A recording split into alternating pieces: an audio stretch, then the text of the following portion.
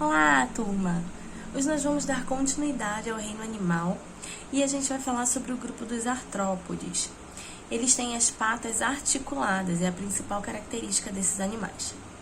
Entre eles, nós temos três grandes grupos, que são os grupos dos crustáceos, dos aracnídeos e dos insetos. Os insetos, inclusive, são o maior grupo de animais que existe. Nós temos muitas espécies. Como eles são muito pequenos, a gente acaba não conseguindo ter essa visão de que são em tão grande quantidade, né? Então, vamos lá? A gente está no capítulo 17.3 do livro de vocês, na página 563, tá bom? Artrópodes. Pois bem, gente, como eu falei pra vocês, a gente tem insetos, aracnídeos e crustáceos. A gente tem também dois pequenos grupos, que são os quilópodes e os diplópodes, que são as lacraias e os gongolos, tá? Mas são grupos bem pequenos, a gente não estuda eles. Os artrópodes, eles possuem exoesqueleto. O que é isso? É um esqueleto exterior, tá? Esse esqueleto é feito de quitina, ele tem rigidez e impermeabilidade. Os animais desse grupo, eles passam pela equidise, que é a muda. Muito comum a gente ver a casquinha da cigarra por aí. Esse processo que eles fazem é chamado de equidise. O animal sai de dentro da sua casquinha, do seu exoesqueleto, e cria um novo exoesqueleto. Isso permite faz com que ele cresça, tá? Aqui a gente tem exemplos, ó. Ele mantém o mesmo tamanho, faz a muda, cresce, mantém o mesmo tamanho, faz a muda, cresce. Isso acontece com todos os artrópodes, tá? Os aspectos gerais dos artrópodes. Eles têm metameria com ou sem fusão, ou seja, eles têm partes divididas no corpo que podem se juntar ou não, formando peças maiores, tá?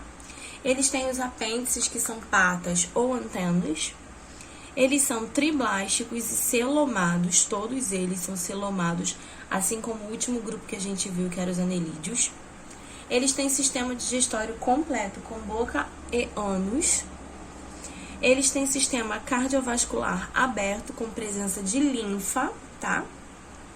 Respiração branquial, traqueal ou filotraqueal, dependendo do tipo de animal, tá?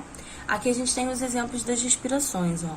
Braquial, para aqueles animais que são aquáticos, ok? Como siris, caranguejos e outros crustáceos que a gente vai ver. O traqueal é para aqueles animais que são terrestres, como a gente pode observar aqui no gafanhoto, tá? E o pulmão foliáceo, que é o filotraqueal, ele acontece com as aranhas, ok?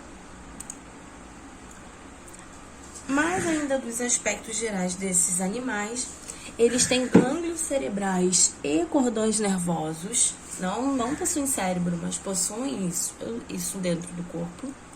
Eles podem ter pelos sensitivos, possuem olhos e órgãos auditivos, já possuem uma formação para a orelha, não é a orelha ainda, tá? Eles possuem antenas que são táctil ou para olfato.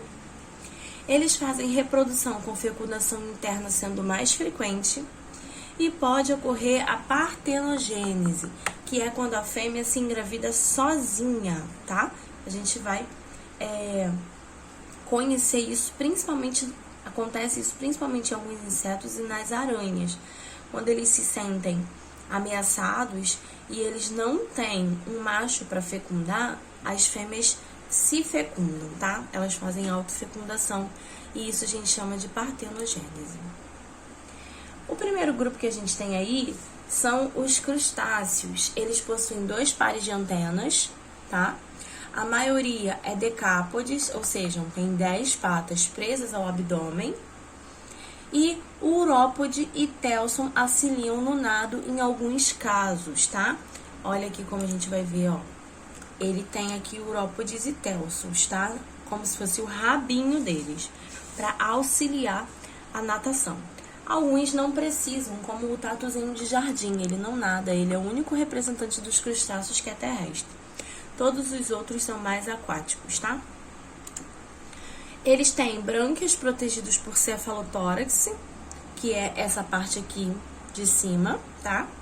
Eles têm excreção por glândulas verdes, é ali que acontece a excreção do corpo deles.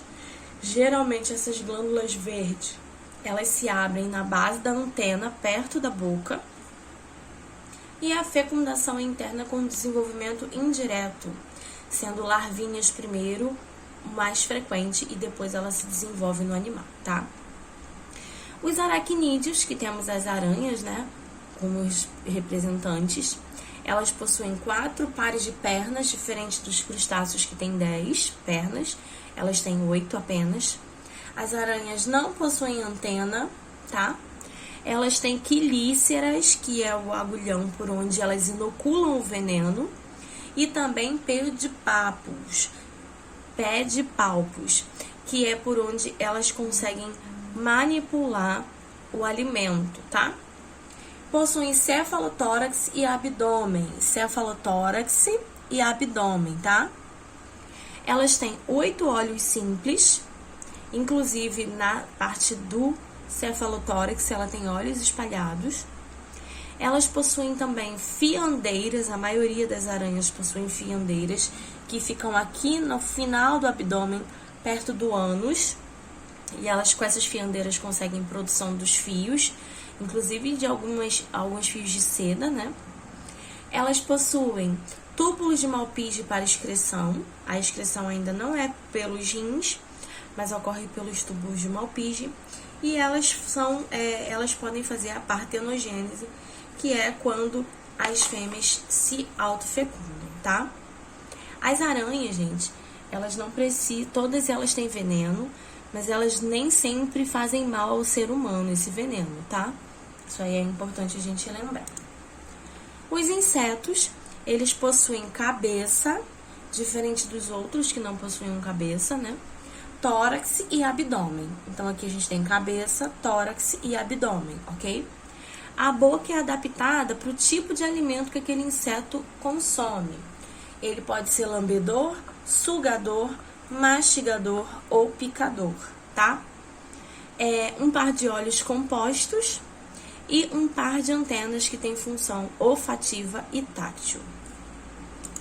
Além disso, eles têm 3 pares de perna, ou seja, 6 pernas apenas. A presença de asas na maioria dos insetos, podendo ser 1 ou 2 pares. Essas asas estão presas no tórax. Intestino, coração, órgãos excretores e espiráculos, que são aberturas do sistema respiratório. Eles têm reprodução com fecundação interna, e essa reprodução ela pode originar 2 formas de classificação: os ametábolos e os metábolos. Ametábolo, gente, é quando não acontece uma metamorfose. Como exemplo aqui, a gente tem a traça. Ela nasce já igualzinho o ser adulto, ok? Os metábolos é quando tem a metamorfose. E aí a gente tem 2 tipos de metábolos. Os hemimetábolos, com a metamorfose incompleta, ele parece e modifica pouca coisa até chegar adulto, ok? E os homometábolos, que modificam totalmente, passando pelo processo de larva e pupa. Como a gente conhece, um grande representante dos metábolos no caráter de homometábolo é a lagarta, que se transforma em borboleta. A lagarta seria a forma de larva, a pupa o casulo e o adulto a borboleta, ok?